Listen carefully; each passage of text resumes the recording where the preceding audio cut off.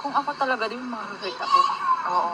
Siyempre naman tao eh. Kaya nga, kung na-feel natin kung anong damdamin ng Diyos eh. Kasi How much more ang natin. Lord? Yes. Ang dami-dami natin. Yun na nga. Oo, tama. Diba? Tama. Yes, Lord, this is your will. This is your will. Yes. Yes po. Tapos ang second point po natin is yung ang second point po natin, how to stay connected with God is yung renewal. Renewal of the Lord. If you say, or pag sinabi mo, Lord, tinataas ko na po sa iyong heart. You don't need to worry. Kasi, kinawit mo na yun kay Lord, eh, para mong niloloko si Lord pag sinabi mong, Lord, tinataas ko na po sa iyo, tapos worry ka naman ng worry. Paano, ganito. If you try to cast all your things to God, then you don't need to worry. Ang dapat mo lang gawin, yung alalayan yung gusto ni Lord na para sa iyo. Sabi nga dun sa 1 Peter 5 verse 7, casting all your care upon Him for He cares for you. Yun, renewal. Tapos, kumbaga, ang cellphone, May pang-cover ka sa mo. Cover mo yun. Ang cellphone, hindi ka makikipag-communicate kung walang Lord. Hindi ka po ba? Same as God. Hindi ka makakapag-communicate kay Lord kung wala kang gawa. That's what. Hindi ka makakapag kay Lord nga, ay kasi sa cellphone nga, sa cellphone nga, binabayaran mo yung how to paki-communicate sa ibang tao. Kay Lord, ang hinihiling niya, prayer niya. Kaya nga no? Prayer, no? Then, sometimes hindi natin magawa. Yes. But we need to do it. Kasi, parang sukli yun sa mga ginagawa niyo sa akin. Do kulang, napakalayong kulang na sukli yun. Pero, try natin yung best natin. Kaya nga, bakit, alam mo po, natanong ko talaga, parang mahirap gawin. Way back sa yung talaga, hindi ko pa nakilala. Yung nga lang yun, sabi, pero hindi naman siya prayer talaga na.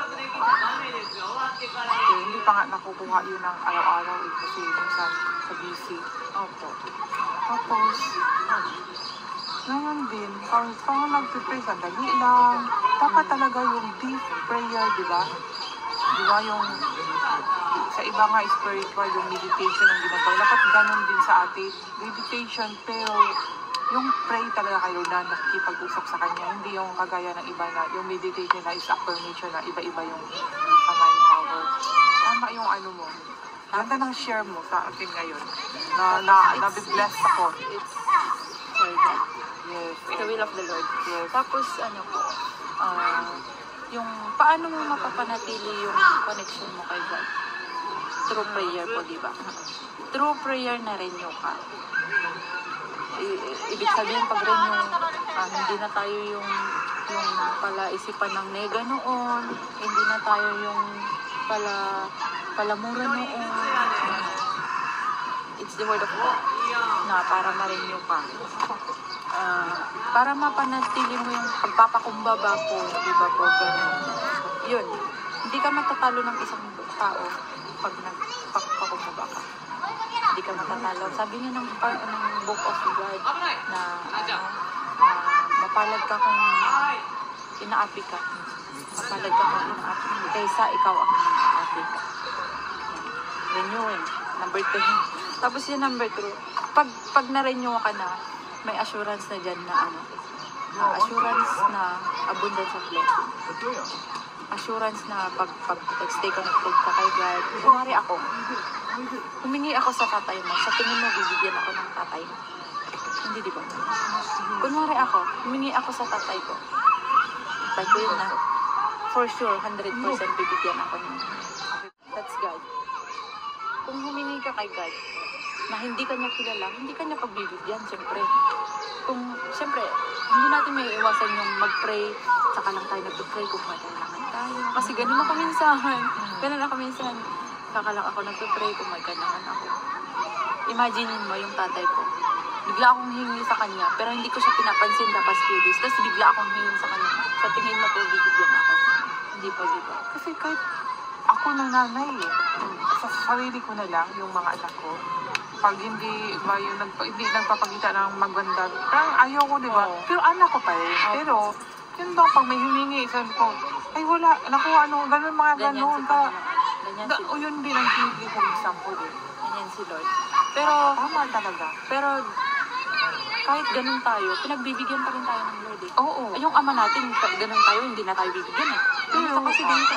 May chance, bibigyan ka ng next time, ganito, ganito. But Lord, ang Panginoon, kahit ganun ka, bibigyan ka niya. Pero pag araw-araw mo siyang communicate, pag may connection ka niya kanina, binibigyan ka nga na wala kang connection, how much more ibibigay niya sa'yo pag may connection.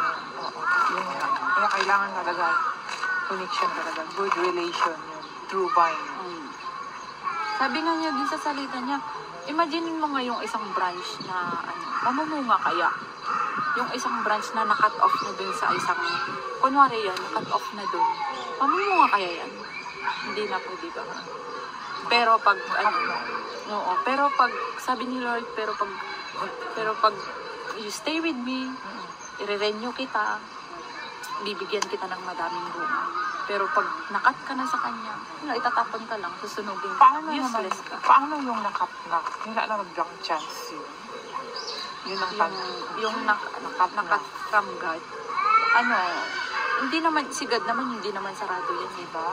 He always give habang chances. may chance pa talaga, pero ang yun na nga, pag nakat na yung siguro namatay na hindi nakapag-sorry yung siguro no. So habang may buhay, may pag-asa pa talaga na mag-renew. Pero yun nga lang Pero palaging renew ng renew, parang pero may mga puno pag kinat mo, may mga puno pag kinat mo yung ibang pieces at itatanim mo ulit, mas lalong ibubunga. Alam mo ba yung backslide? Oo. Mga nag-backslide. Backsliding. Tapos bumabalik sila, grabe yung paniniwala na nila. Kasi matry na nila yung kung paano wala si Lord. Kasi sa akin din, yung mga backslider, makakaano yun sila ng palo eh. Papaluin. Minsan, Testing lang yung ang palo is sakit. Spiritual na din, mga karanasan. Financial, ganun. Pero pag na-overcome, di ba? Kasi bibigyan po kita ng isang example. Ang orchids. Orchids. Pag kinat mo yan sa sarili ng puno at ililipat mo sa ibang puno, iba na yung paglaki niya. Doon nag-grow old siya, pero iba na yung pagkalaki Hindi niya. ko, actually wala akong idea sa orchids. Ganun po ang orchids. Kahit gaano kagandang ililipat mo, hindi mo na ma-attain yung kung gaano mo kagandang kinuha sa puno. That's connection. Ganun pa tayo. Ganun pa tayo kay Lord. Ang bato din. Pakiulit nga uli yung orchids. Yung orchids kasi, pag kunwari, sa probinsya kasi may mga orchids na nakakabit. Yung puting orchids, ribawa. Yung mga wild orchids. Oo. Pag tinignan mo ang ganyan, ang ganda po. Pero pag kinuha mo na yun at ilipat mo na yun, iba na yung ganda. Bakit kaya? Kasi, dyan sa parang dyan sa nasanay, dyan sa nabubuhay. Kasi ano yan sa punuan, di ba? Tapos Nakadikit. yung nutrients na nakukuha niya dyan, hindi niya nakukuha sa nutrients ng pinaglipatan. Yung ginago na yung lipat. Hindi niya nakukuha. Parang Ganun tayo ba lang. yung gano'n? Parang tayo lang. So, ganun tayo kung sa atin, halimbawa. Kay Lord is the tree. We are the orchids. Pag nilaya tayo dyan at pinunta tayo sa ibang puno, all the puno, mag-iiba tayo. Parang, Sige, kung ibang puno yung kay, nakaaway. Anong klaseng puno or hindi naman. Baka churches ang women dyan, yung iba-ibang religious sect. hindi na kagaya ng kaganda ng nung nasa. Paano naman, halimbawa, kung ang tao nandito siya, tapos lumipat sa iba more na nag-grow siya. Depende kasi yun kung saan mo kung lumipat ka dun at nag-grow ka dun, dun yung puno na para sa'yo. So, ibig sabihin, ako wala pang photo. yung wala pang nutrient, choice kasi. yung nutrient na kailangan ng sarili mo, yung nutrient na kailangan ng sarili mo andun. Kaya kayo jive. Ako kaya, saan kaya akong church? Wala pa Red akong Will na pa ba ano. yun?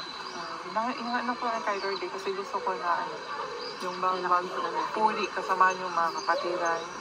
Gusto ko yung totoong kapatiran. Opo. Tapos ang pang-tatlo po, di ba yung una is spiritual security guidance. Tapos pag nag-guide ka na ng Panginoon, pag nag-guide ka na ng Panginoon, spiritual, mentally, lahat-lahat, marerenew ka syempre. Marerenew ka. Yung dating ikaw, hindi na ikaw. Yung dating gawain mo, hindi na ikaw. Tapos, pag tapos na yung renewal, assurance of blessing, assurance of abundance of blessing. Diyan na, hindi mo na mapipigilan yung mga blessings ng Lord. Though hindi mo mako-question ka, saan ka nagaling to? Saan kaya, bakit kaya ganito narating ko? Amen. Oo. Pero di mo alam, God is moving in mysterious way. Ako kasi, kahit maliliit na bagay, grabe na amaze ako. Saan ba? Ganun bang work ni Lord? Amazing talaga siya. Pinapatutuwa ko palagi. Bahala, sabi nila, the other secret daw na huwag sabihin kung anong nangyari.